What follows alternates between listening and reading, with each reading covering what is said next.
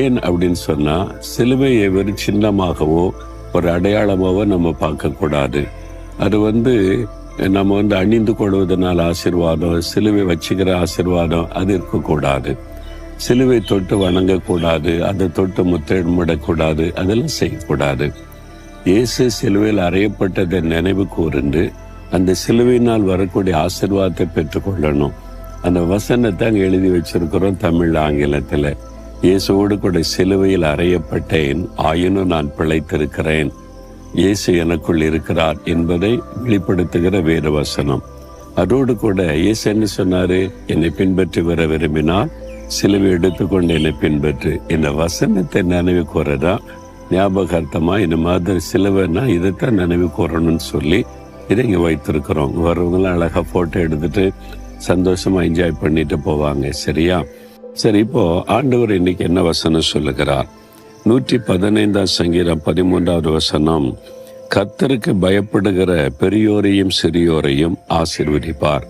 கர்த்தர் உங்களை ஆசீர்வதிப்பார். நீங்க குட்டி பிள்ளைகளா, சின்ன பிள்ளைகளா, ஸ்கூல்ல படிக்கிறீங்களா? சின்ன பிள்ளைகளை கூட அவர் ஆசீர்வதிப்பாராம். சிறியோரையும் நான் ஆசீர்வதிப்பேன்னு சொல்றாரு. அதனால உங்க வீட்டுல கை குழந்தை இருக்குதா? அதுக்கு இப்போ ஒண்ணுமே தெரியாது, உங்களுடைய முகத்தை பார்த்து சிரிக்கும். அது கூட ஆண்டவர் ஆசீர்வதிப்பாராம். கர்த்தருக்கு பயப்படுகிற குடும்பத்துல பெரியோர் சிறியோர் எல்லாரையும் ஆண்டவர் ஆசீர்வதிப்பார். உங்க பிள்ளைகளுக்கு என்ன ஆசீர்வாதம் வேணும்? சின்ன பிள்ளைகளுக்கு என்ன ஆசீர்வாதம் வேணும் சொல்லுங்க? ஞானம் வேணும், படிப்பு வேணும், திறமை வேணும், ஆரோக்கியம் வேணும், எக்ஸாமில் வெற்றி வேணும். அந்த ஆசீர்வாதத்தை ஆண்டவர் தருவார். பெரியோருக்கு என்ன ஆசீர்வாதம் வேணும்?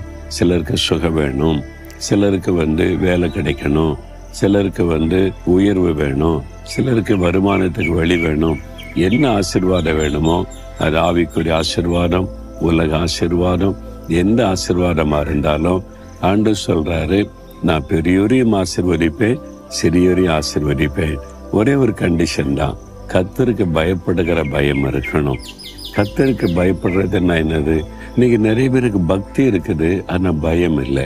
பக்தியா சாமி கும்பிடுறது, பக்தியா போய் ஜெபம் பண்றேன்னு முழங்கால் போடுறது, அதெல்லாம் சரிதான். ஆண்டவரை குறித்த பயம் இருக்குதா?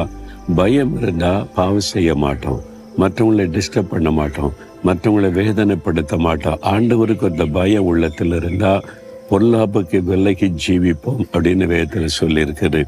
அந்த பயம், ஆண்டவரை குறித்த பயம், என்னை அவர் கவனிக்கிறார், என்னை பார்க்கிறார், நான் இந்த பாவத்தை செய்யக்கூடாது, இந்த தவறை செய்யக்கூடாது, இவங்களை வேதனைப்படுத்தக்கூடாது அப்படின்ற ஒரு பயத்தோட, ஆண்டவரே நீங்க என்னை கவனிக்கிறீங்க, நான் உமக்கு பயந்து பொல்லாப்புக்கு விலைக்கு பரிசுத்தமா வாழணும்னு நீங்க ஒப்பு கொடுத்தீங்கன்னா நீங்க எல்லா விதத்திலும் ஆசீர்வதிக்கப்படுவீங்க. சரியா?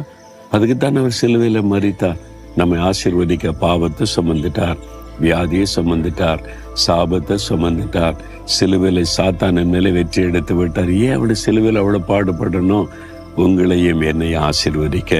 விசுவாசத்தோடு சொல்லுங்க, ஏசப்பா என்னை ஆசீர்வதிக்க சிலுவையில ரத்தம் சிந்தி மறிச்சிங்களே, நான் குட்டி பிள்ளை என்ன ஆசீர்வதிங்க, நான் வாலிப மகன் வாலிப மகளை என்ன ஆசீர்வதிங்க, வயசாகி போச்சப்பா என்னையும் ஆசீர்வதிங்கன்னு கேளுங்க. உங்களுக்கு என்ன ஆசீர்வாதம் தேவையோ அதை இன்றைக்கு ஆண்டவர் அருளி செய்வார். அப்படியே கண்களை மூடி இருதயத்தில் கை வைத்து, இயேசுவே உமக்கு பயந்து நான் பாவத்துக்கு விலைக்கு ஜீவிக்க என்னை ஒப்பு கொடுக்கிறேன், உம்முடைய வார்த்தையின்படி என்னை ஆசீர்வதிங்க. ஆண்டவரே எனக்கு என்ன ஆசீர்வாதம் தேவைன்னு உமக்கு தெரியும், அது உமக்கு நான் தெரியப்படுத்துறேன். இந்த ஆசீர்வாதங்களை எனக்கு தந்து என்னை மகிழ்ச்சி ஆக்குங்க அப்படின்னு யார் யார் ஜெபிக்கிறாங்களோ அவங்கள எல்லாம் இன்றைக்கு ஆசீர்வதிங்கப்பா. இயேசுவின் நாமத்தில் ஜெபிக்கிறேன். ஆமேன், ஆமேன்.